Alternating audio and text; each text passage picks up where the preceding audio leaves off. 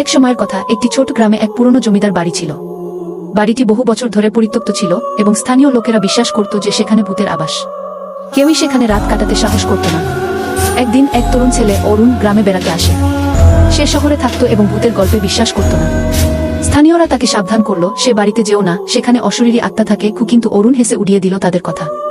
সেদিন রাতে অরুণ সাহস দেখাতে বাড়িতে যাওয়ার সিদ্ধান্ত নিল। সে একটি টর্চলাইট নিয়ে বাড়ির ভিতরে প্রবেশ করল। বাড়িটি অন্ধকারে ডুবেছিল এবং শুধু বাতাসের শব্দ শোনা যাচ্ছিল। হঠাৎ সে একটি দরজা খোলার শব্দ শুনতে পেল। তার হৃদয় দ্রুত স্পন্দিত হতে লাগল। অরুণ টর্চলাইটের আলো ফেলে দেখল একটি ছায়া দ্রুত অদৃশ্য হয়ে গেল। সে ভাবল, এটা শুধু আমার মনের ভুল। কিন্তু তারপরই সে একটি মেয়ের কান্নার শব্দ শুনতে পেল। শব্দটি তাকে বাড়ির উপরের তলায় নিয়ে গেল। উপরে গিয়ে সে দেখল একটি ছোট মেয়ে কোনায় দাঁড়িয়ে আছে। মেয়েটি বলল, আমাকে সাহায্য করুন। অরুণের গা শিউরে উঠল, কিন্তু সে এগিয়ে গেল। হঠাৎ মেয়েটি অদৃশ্য হয়ে গেল এবং অরুণ দেখল সে একটি পুরনো আয়নায় তার প্রতিফলন দেখতে পাচ্ছে না।